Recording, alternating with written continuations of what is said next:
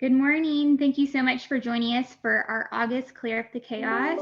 I hope each of you are enjoying summer. I know here in the Panhandle, I know it has been extremely hot, and that's one of the topics that we are going to be speaking on this morning in our Clear Up the Chaos. I have Mitch and Emily joining us from Ironwood. Thank you both for being here.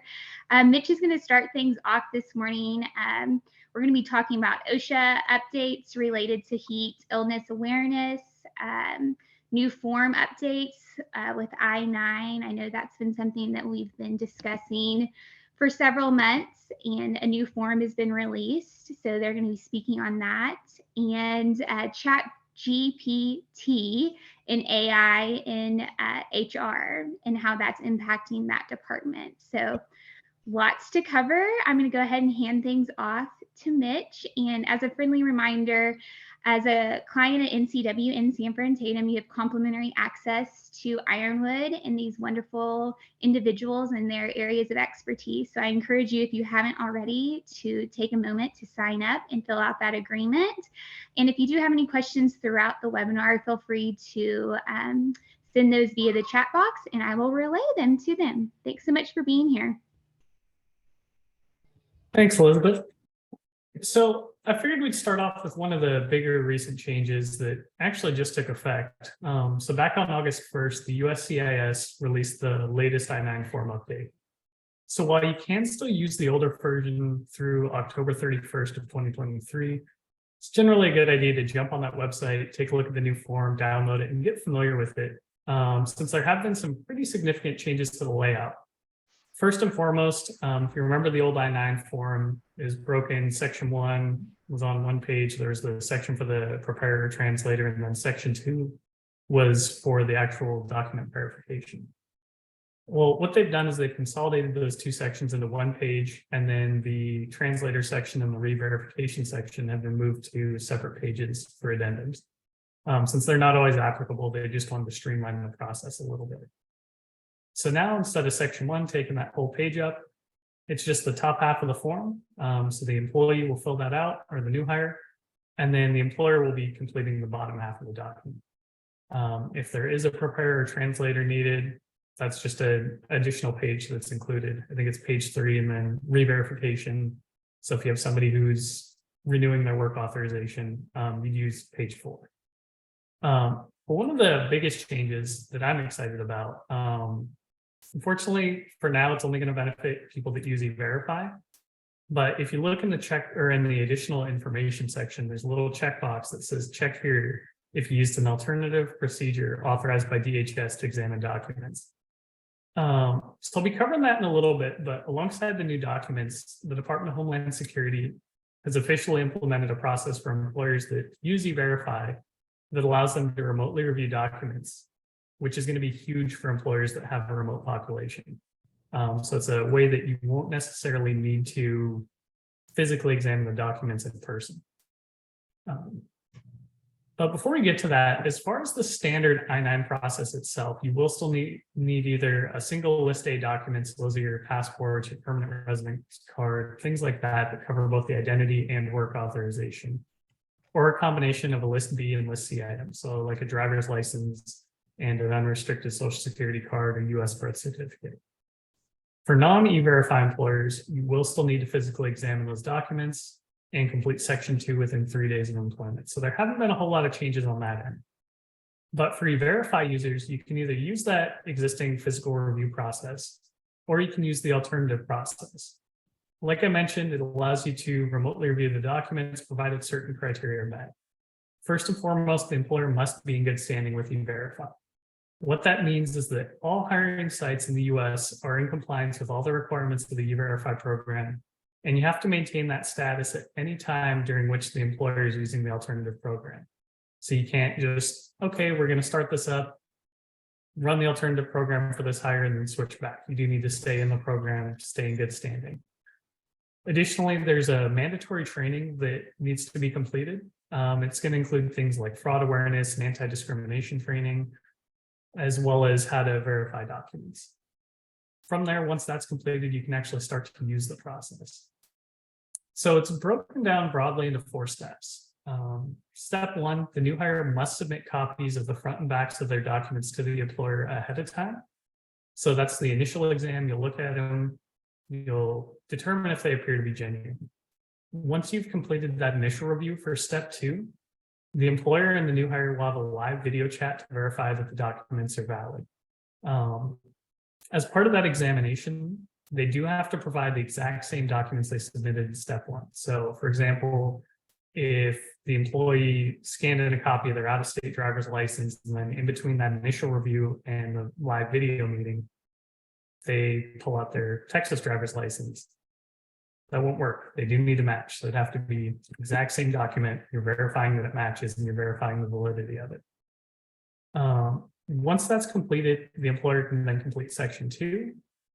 In the additional information section, you'll write down that the alternative process was used, the date of both the exams, so when you completed that initial review, as well as the physical examination, even though you're doing it remotely. And then you'll initial it, and then you'll check that box that the alternative process is used. And then finally, the documents that were provided in step 1, as well as the completed I-9, must be submitted and e-verified. One thing to keep in mind is that in the event of an audit, copies of the documents must be available for the USCIS to review, and the copies must be clear and legible. So it was an issue that we used to run into at a previous company where we'd scan things in black and white, and it'd wipe out the photo, things like that. So we had to make sure we switched to color. Make sure that the copies you're getting scanned in are clear. They can be printed in color so that there's no issues with, you go to print it and replicate it, and then suddenly there's issues where you can't read it anymore. So while that process is optional, it must not be used in a discriminatory manner. So you can't just arbitrarily decide, okay, this employee gets to use the alternative process, whereas this person's going to have to drive in and do their I-9 in person. With the process only having been around for about a week, it's a little early to gauge what the trends are going to be, but they do specifically state that you can have separate processes for your remote employees going through the alternative process, for example, while your hybrid or in-office employees can be completed using the standard process. So you're not locked into one or the other. You can establish that balance between using both processes. You'll just want to make sure that you have a fair system for it. But again, it's there. It's an additional option. For now, it's just limited to e-verify employers, but I'd love to see it expand out to all employers in the future. Time will tell, but that's where I'm hoping it goes. So that's what I'm excited about. Since we're talking about I-9s anyway, we just want to remind everybody that COVID flexibility did end on July 31st. So if you're not using e-verify, you do need to have somebody physically examine all those physical documents moving forward. While it's easy for in-office or hybrid new hires, verification for remote employees can pose some additional challenges. Depending on the state they're in, for example, Texas doesn't really have any stringent requirements on who conducts that physical examination. Some states do. So it's worth being mindful of. If you have somebody who's out of state, just take a look at their regulations as far as third-party verifications. For example, California has some very strict limitations on it. So that's just something to keep in mind. But if it's Texas, potentially you could have your roommate, coworker complete the verification. If you want a little more security, since ultimately the company is still liable for any errors that happen, a lot of companies, they'll lean more towards having a notary or somebody do that. So they have somebody with a little more credibility to attest to the authenticity of the documents reviewed. This also applies to the physical examinations that are required as part of that cleanup. So while they granted that window where you could verify I-9 documents digitally during COVID, you do still need to cycle back and physically examine those documents. And that process must be completed by August 30th. So we've still got a couple of weeks to get that done, but if you're running into issues on it, just keep in mind that that deadline is coming up. So when you're doing that COVID cleanup, one thing that you'll want to note is that you need to note when the documents were physically examined under the additional information section. So you'll date it, write that this is when they were physically reviewed, and you'll initial it. One trick that can be or one area that can be a little bit tricky is, let's say an employee had that out-of-state license, like I touched on earlier, and then now that you're cycling back and doing those physical examinations, they've gotten their in-state Texas license. Well, if the document's different, you do need to complete a new section 2. You'll attach that form to the original I-9 along with an explanation that, hey, their documents changed, that's why we're doing it this way. The nice thing though is if you have E-Verify employee, or if you are an E-Verify employer, you can potentially use that alternative process to complete that physical examination for those I-9s completed during COVID. So basically, even though you did the digital exam before, you'll just use that alternative process. You'll have them send you a copy of their IDs again. You'll examine them. You'll set up that video chat, make sure that the documents match and that everything appears to be legitimate. You'll complete the re-verification that way, and you'll be good to go. So you don't need to physically examine those again if you're an E-Verify employer. So if you do have any questions on it, the USCIS is a great resource. Their website's super detailed. They have a lot of great FAQs. They also have a guide that goes in a lot more in depth into that alternative process. We'd also be happy to talk through any scenarios you may encounter if you're not sure if an ID would qualify, things like that.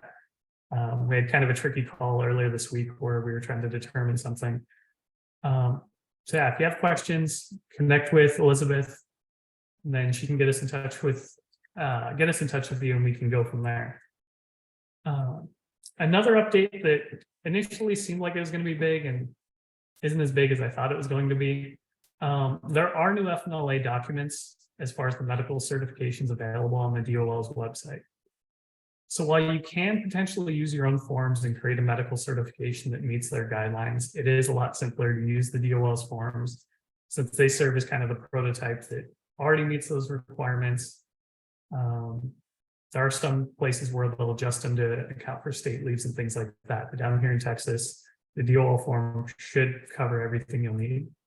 But while the previous forms that expired on June 30th this year are still usable, the updated forms are there if you decide to use the most recent version.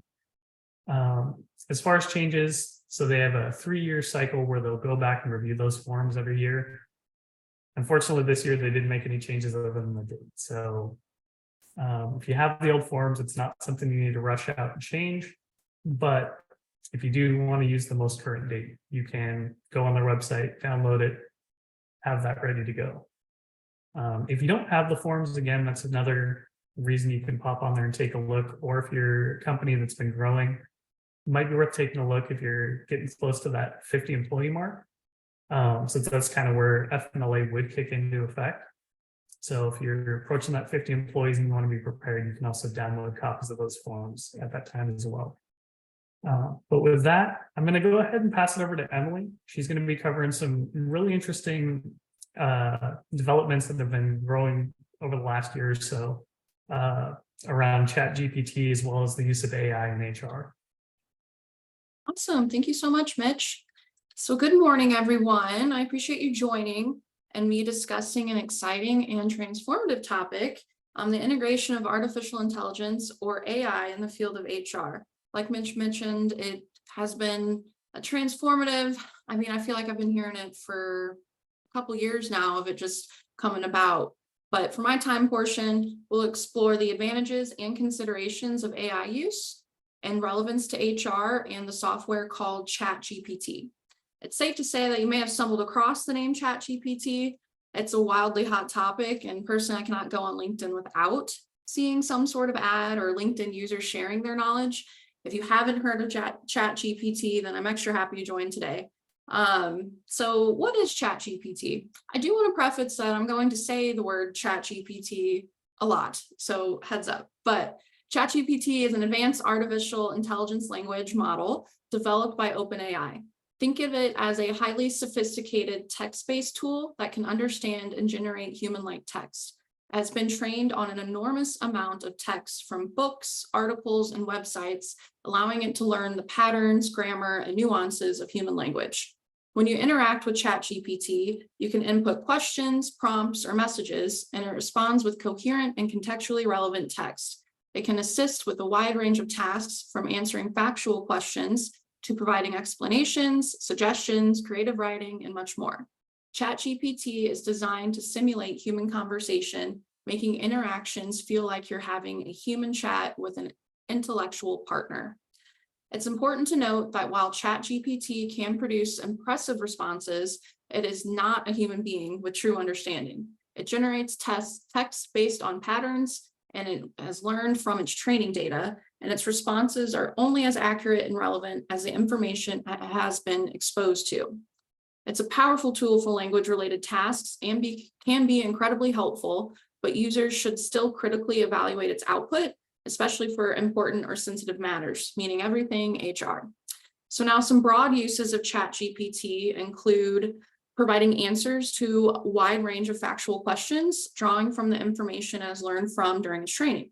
So an example, I asked ChatGPT to explain the importance of I-9 documentation, and ChatGPT listed 10 key factors as to why I-9s are important, from legal compliance to protection against discrimination or maintaining integrity within the workforce.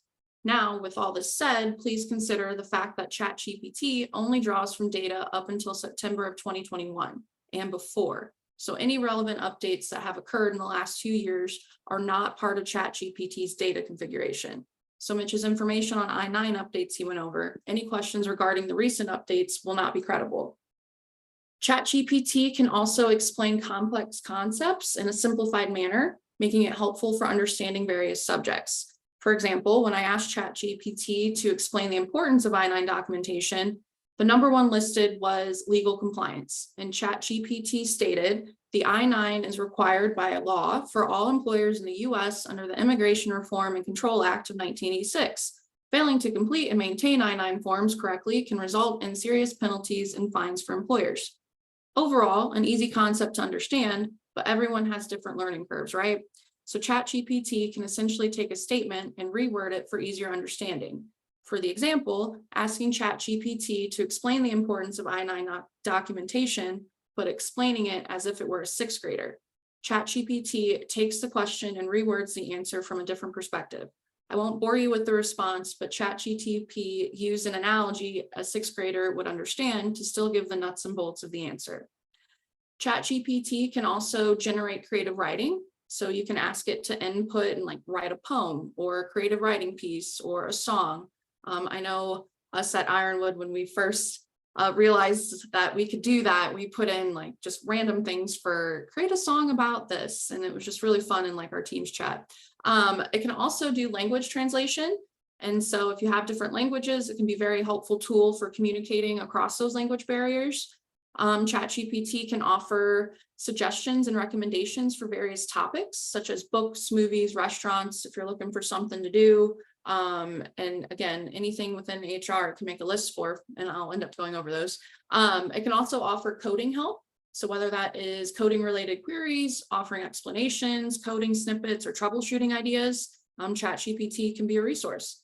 You can also use it for brainstorming sessions. So identifying project needs, marketing campaigns, social media content, content calendars, you name it. It can help you brainstorm some ideas. ChatGPT can also explain academic concepts, provide study tips, and offer explanations for various subjects. Something that I think is really very useful for ChatGPT is inputting lengthy articles or documents or reports, and ChatGPT can summarize the content and provide concise overviews. So anytime I'm reading like a lengthy article, I can just pop it in there and ask it to summarize it, and it hits all the key points.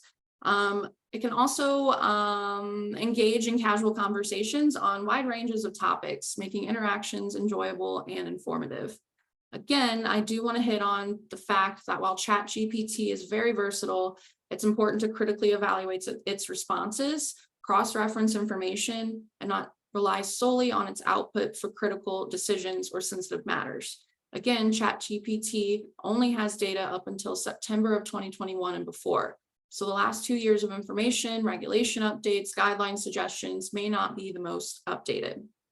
Now, to further this into the HR realm, outside of just answering questions or having simulated conversations, ChatGPT can help automate the initial screening of resumes by extracting relevant information and identifying qualified candidates. ChatGPT can also engage with job applicants through chat to assess their suitability for the role, asking targeted questions about skills and experiences. ChatGPT can help with the overall onboarding and provide new hires with information about company policies, benefits, procedures. Frequently asked questions by employees. ChatGPT can take the questions and provide a different perspective to allow the employee to understand a little bit better. Same with policy development, training and development. ChatGPT can suggest personalized training programs based on employees' skills, roles, learning preferences. Performance reviews. ChatGPT can provide guidelines for tips for managers and employees on conducting effective performance reviews and setting goals. AI can also offer general advice on resolving conflicts in the workplace and navigating difficult conversations. Can also create and distribute employee engagement surveys, as well as analyze the results to identify trends. Again, policy communication can assist in updates with HR policies, benefits, and procedures to employees, such as understanding benefit enrollment process or just, attendance policies. Any ideas for like areas of improvement for the employees, ChatGPT can assist with. Can also create structured set of interview questions, whether that be through just the recruitment process or exit interviews. ChatGPT can create the questions for you. Some policy interpretation. Again, it can dive in on just the plain language and help employees understand their rights, responsibilities, things like that. Same with the workplace accommodations. ChatGPT can provide information about requesting and implementing accommodations for employees with disabilities or specific needs. Remote work guidance. So ChatGPT can provide tips and best practices for employees and managers dealing with remote work arrangements. It can also suggest team building activities or exercises to improve collaboration and cohesion among employees. You can also utilize ChatGPT for resources and strategies for leadership development and coaching within an organization. You can use ChatGPT for legal compliance, whether that be labor laws, employment regulations, compliance requirements, anything relevant to HR. Retention strategies. ChatGPT AI softwares can improve employee retention, such as recognition programs, professional development, flexible work arrangements. Can also help with succession planning. ChatGPT can also help with job description assistance and craft accurate and appealing job descriptions for open positions, ensuring clarity and attracting suitable candidates. The list continues on. So we can also do employee recognition programs through AI and can help you create the program to boost morale and motivation and just give you general ideas. And then you can also do performance improvement plans. We have health and wellness resources, and ChatGPT can give you ideas for stress management techniques or just overall wellness programs. Employee surveys and feedbacks. ChatGPT can also help craft effective emails regarding needs you may have. For example, you could do it for scheduling, you could do it for introductory emails, you could also use them for like regret emails to candidates not selected within the recruitment process. You can also use and streamline your recruitment process overall by automating tasks such as the resume screening or initial candidate interviews. This saves time and allows HR professionals to focus on strategic aspects of hiring. And if done correctly, properly designed algorithms can promote inclusivity and diversity by making decisions solely on relevant qualifications. So it reduces unconscious bias in the hiring decisions. And you may be wondering how all this is possible. So remember, AI software is language-based. So AI gets to know your writing style as you input questions, documents, or descriptions. AI is remembering the way you write, how you word things, the language you use, and the articles you input by recognizing patterns and nuances within your language. You can gear your organizational structure to essentially mimic itself through AI. It's a matter of time and human oversight. While ChatGPT and similar AI technologies offer many advantages, they also come with several disadvantages and challenges. So ChatGPT lacks true understanding and context comprehension. It generates responses, again, based on patterns that it learned from its data, but it may not fully grasp the nuances or complexities of a topic. ChatGPT can generate incorrect or misleading information, especially if the information it was trained on is inaccurate. Users need to verify responses from reliable resources. ChatGPT can inadvertently reproduce biases presented in its training data, leading to bias or discriminatory responses. Efforts to mitigate these are ongoing throughout the development of the software, but it's still a challenge, especially if, again, we are inputting the incorrect information, and that is what we are providing as its training tools. ChatGPT can generate creative content. It might sometimes produce content that is inappropriate, offensive, or nonsensical. ChatGPT doesn't truly understand emotions, which can be a limitation when dealing with emotionally sensitive topics or providing empathetic responses, especially in the field of HR. Interacting with AI systems may involve sharing sensitive or personal information. So ensuring the security and privacy of such data is crucial. Striking the right balance between data utilization and employee privacy is essential. ChatGPT's responses are based on data it was trained on, so it hasn't been exposed to certain information or perspectives. It might struggle to provide accurate responses. ChatGPT lacks the ability to critically evaluate information or make subjective judgment. So again, its responses are generated based on the patterns and not thoughtful analysis. So it's very important that there's human oversight. ChatGPT and AI might provide complex or technical responses without fully explaining them, making it challenging for users to understand intricate topics. And you might just keep inputting similar questions and it generates the similar response. ChatGPT also falls into overgeneralization and literal interpretation. So it takes the statements literally, leading to responses that are contextually incorrect or confusing. You can also have ethical dilemmas. Deploying AI like ChatGPT raises ethical questions about transparency, accountability, and the potential impact of automating certain human tasks. Over-reliance on AI interactions can reduce the personal and human touch in customer service and other interactions, potentially impacting relationships, especially if you are using it in the recruitment process and it's going to be an automated kind of interview style and ask those kind of questions to streamline the structure. It might take away that human interaction. ChatGPT's responses can sometimes be unpredictable, ranging from accurate and insightful to off-topic and nonsensical. And while ChatGPT supports multiple languages, its proficiency might vary, and it might struggle with complex nuances in less common languages, or if the language is using slang terms. And again, there's going to be that continual need for supervision. And this can be a resource that is intensive for organizations because that human oversight is required to ensure that ChatGPT is producing appropriate and accurate content to your organization. So considering these advantages or disadvantages when utilizing ChatGPT and similar AI technologies, and we see that they offer numerous benefits, understanding their limitations helps when using them effectively across your organization. So some best practices and mitigations could be data quality control. So again, ensuring that accurate and relevant data is crucial. So regular data audits and cleaning processes should be established. AI algorithms should be developed with fairness and transparency in mind, with constant monitoring to identify and rectify bias.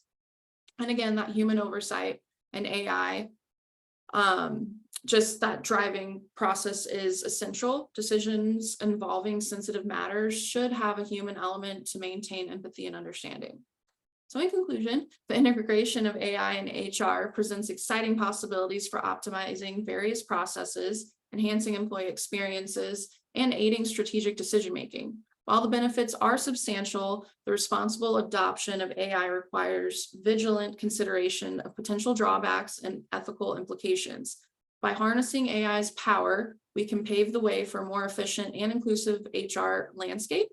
But again, remember, while ChatGPT can provide valuable insight and recommendations, its suggestions should be considered in conjunction with professional judgment and specific organizational context. Additionally, legal and regulatory information should be verified with resources. I know I threw a lot at you about ChatGPT and AI and the use of HR, but I'm sure you can see how the use of AI integrations can be extremely beneficial, just as cautionary. Ironwood is happy to help navigate these complexities of HR and answer any questions you may have. But I do appreciate your time today. I'm going to pass it back to Mitch to discuss our final topic. Thanks, Emily. So over on the safety side, there have been some big changes that we wanted to cover as well. So back on July 27th, the Biden administration asked the Department of Labor to issue the first ever hazard alert for heat. As part of that initiative, the Department of Labor is going to be scaling up enforcement measures to ensure employees are protected from extreme heat events. I don't know what the temperature is like where you're at. I think it's about 102 here down in McAllen right now, so it's a little toasty out there. But they've been looking at the data since 2011, I believe, and there have been over 400 deaths related to heat-related illnesses since then. On average, it's between 30 and 40. So it is a well-known and recognized occupational hazard. Even with, for example, Texas legislation, they've been trying to ease some of the requirements on the state level for heat protection. Under OSHA, while there aren't any specific heat-related regulations that specifically target high temperature work environments, the general duty clause does state that employers are to provide a work environment free from recognized hazards that are causing or likely to cause death or serious physical harm. Well, I mean, if you look at the data, heat unfortunately does do that. So we wanted to cover some of the potential considerations to keep in mind when you're developing a heat protection plan. Things like providing shade or a cool environment, so having AC in a break room. Adequate rest or hydration breaks and careful scheduling can all help mitigate some of the potential risks. One of the things that they look at is the heat stress index. So things like the temperature outside, what type of clothing you're wearing, and the type of work you're performing can all potentially increase the risk. So if you're outside and it's 100+ degrees out, you're wearing thick PPE, multiple layers of it, and you're performing highly strenuous work, the likelihood of somebody having a heat-related illness in that situation is going to be a lot different than somebody who's sitting in an office with AC and they're typing on a computer all day. So when you're looking at the situation that's going on, it's going to differ a little bit for everybody. But if you have somebody who's working outside or in a hot environment, try to facilitate an area with shade or an air-conditioned break area or even fans that can help the employee cool off. OSHA's also stated that an employee will need around 1 pint of cool water each hour in extreme heat. They may need water breaks as frequently as 15 minutes, depending on the situations and the type of work they're performing. Another method might be to explore modified schedules to avoid performing work during peak temperatures. So either starting earlier or later in the day so that it's only 70 or 80 degrees out as opposed to 103, 105, things like that. Another thing to keep in mind is acclimations. So if you have a new or returning employee, they're probably not going to be able to perform as well or as long in those high temperature areas as opposed to somebody who's been out there working in that environment for a while. So try to ease them into it, allow for more time for their body to acclimate to the heat as opposed to, okay, you're a new hire, we got your I-9 done, you finished your training, here's a 12-hour shift, go enjoy the heat. I know when I first moved to Texas, it took me a while to adjust to the temperature down here as opposed to the cooler temps up in Washington. So it's also a good idea to train yourselves and your employees on the signs and symptoms of heat-related illness and how to react in those situations. Heat cramps, for example, they may manifest as muscle spasms in the pain in the legs, arms, or trunk. And then when heat exhaustion starts to kick in, you'll see symptoms such as fatigue, irritability, thirst, dizziness, nausea, or heavy sweating. Their heart rate may increase, and the employee will likely have an elevated body temperature. If these things progress further, that's when heat stroke sets in, and that's indicated by things like confusion, slurred speech, seizures, or loss of consciousness.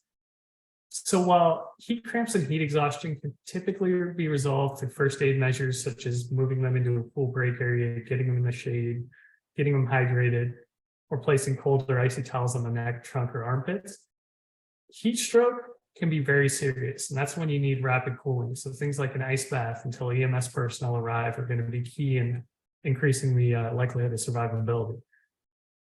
So what you can do in situations is have a buddy system or a designated monitor that can help with identifying your employees, ideally in the early stages if a heat-related illness does develop. That way you can try and jump on it when it's just heat cramps and you can get them cooled off, get them hydrated, as opposed to when it's heat stroke and you're scrambling, calling 911, trying to get EMS personnel on site and trying to navigate a situation that's already escalated. One thing to keep in mind is, and I've been focusing more on the outdoor heat since we're going through a heat wave right now, it's kind of what triggered this, is heat-related illnesses can happen indoors as well. If you've ever worked in a hot kitchen where the AC's gone out, or a stuffy warehouse, or my personal experience was throwing on the Tyvek tuxedo and having to crawl through a hot attic doing some HVAC work, temperatures can get very high inside as well. So be sure to consider all of the work environment, not just exterior work, because heat-related illnesses can and do happen indoors as well. While we were preparing for this, we did have a question come in on the obligations for couriers. So we wanted to address that area specifically, and like Elizabeth mentioned, we'll have some time for Q&A where we can kind of deep dive into it more if there's additional questions. But like I covered, there aren't specific standards for heat protection under OSHA just yet. But at the end of the day, you do still want to have some sort of a management plan to help protect your workers. At the end of the day, it's going to be a lot cheaper to implement measures to protect your workers ahead of time, as opposed to go through navigating a claim because you didn't have any sort of protections in place. So depending on the type of work, if they're in a truck, for example, you can look at putting AC in the vehicle. That way they have a cool area they can retreat back to. Obviously, they're still gonna have to get out and make deliveries and stuff like that, but if they can remain cool during their shift or have a cool area they can retreat to and hydrate in, that's gonna go a long ways. If you've been following the news, UPS is currently in the process of trying to implement air conditioning into their trucks, following some labor relations activities from the Teamsters. So that's one option.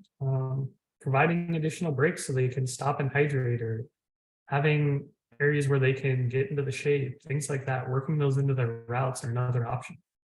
Depending on the nature of the work, provided there aren't PPE requirements, maybe consider allowing shorts so that they can dissipate a little more heat as opposed to sweating it out in jeans or thick clothing.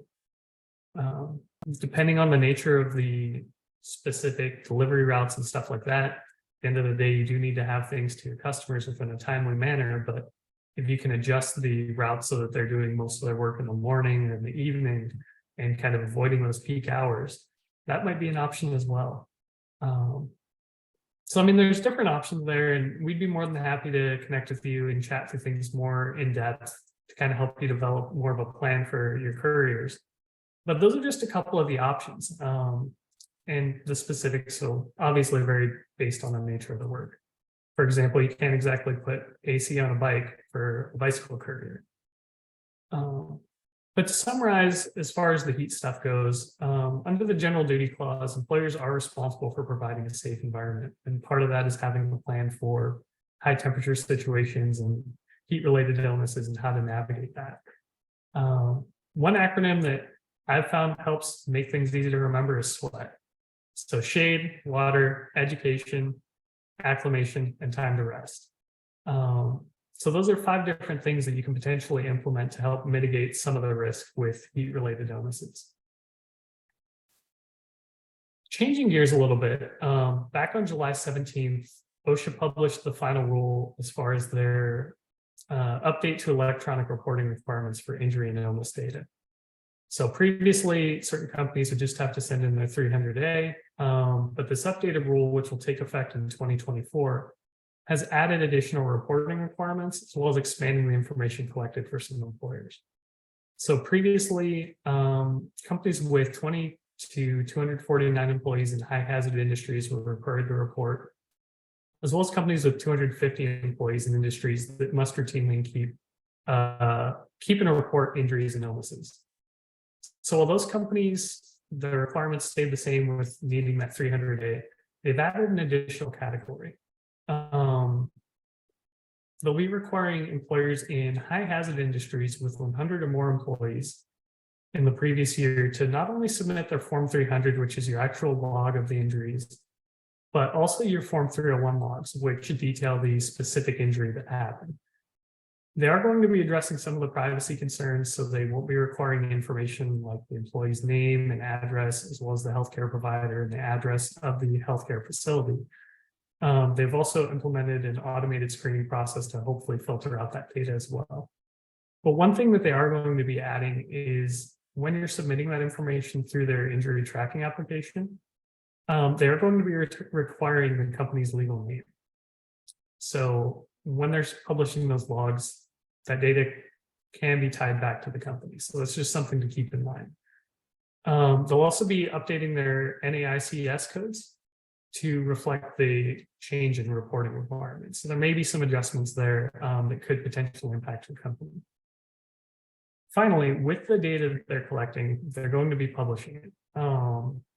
So while previously there was high-level data on the frequency of injuries, things like that by state, they're going to be expanding that more into the nature of the injuries and how they occurred.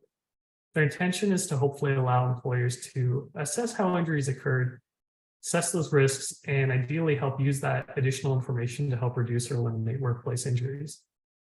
So while that doesn't take effect until 2024, it's definitely worth taking a look at your company size, as well as the updated recording requirements and the industries that they're looking at targeting to determine your future obligations for the upcoming year and start preparing accordingly. Additionally, because July was a fun month for OSHA, they also issued a proposed rule that clarifies the requirement that PPE must fit properly to protect from workplace hazards as it pertains to the construction industry. So they had a similar standard for general industry as well as maritime standards. They're just proposing to adjust the verbiage to bring construction in line with that standard. So while it's not necessarily going to have a significant cost impact, they wanted to address some of the underlying issues associated with one-size-fits-all PPE.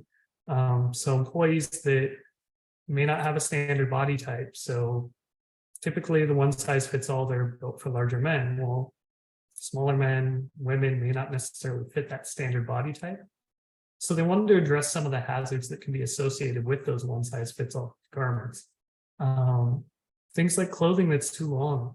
If the pants are too long, can pose a tripping hazard. Poor fitting gloves can cause employees to lose control of tools or powered equipment. And improperly fitting harnesses can expose workers to elevated fall risks. So if the rules pass, it's going to require employees to provide properly fitting PPE for employees of all shapes and sizes. So that may mean special ordering one-off garments for somebody who may not fit that one-size-fits-all criteria. So it'll be interesting to see if that one changes at all. Again, it is just a proposed rule for now, but ideally you do want your employees to have PPE that's going to protect them. And that's ultimately what they're trying to accomplish with this, is have those garments in place where you can have those standards set and make sure that everybody's going to be safe in it, not just having one item that, okay, it doesn't quite fit right, so now I'm putting this employee in danger with something that's intended to keep them safe. But if you have any questions on any of the information we've covered today, we'd be more than happy to connect with you. We're going to have a Q&A here in a couple minutes, or you can connect with Elizabeth. We can take care of the paperwork and then we can connect with you. Emily and I are more on the HR side, but we do have a separate safety team that would be more than happy to connect with you and talk through things as well. So with that, I'll go ahead and pass it over to Elizabeth for the Q&A. Thank you both so much. Always valuable information. I know everyone can apply to their organization. I will open up this time. I haven't received any questions yet, but I'll open up this time for you to submit any questions that you might have thought of via the chat box. And again, I will send out a recording following this presentation should you wish to share it with anyone within your organization. And a friendly reminder, Clear Up the Chaos does take place the second Tuesday of every month at 10 a.m. So, and I know sometimes questions, hit you after you've gotten off. So feel free, you can always shoot me an email and I can get that over to Mitch or Emily and get you the answer that you need. But I'm not seeing any questions coming in. But like I said, if something hits you after the fact, feel free to shoot me an email.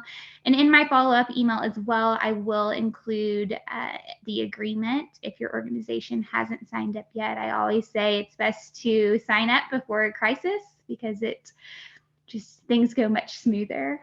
But wishing you each a wonderful afternoon, and I appreciate you taking time out of your schedule to join us. Thank you both.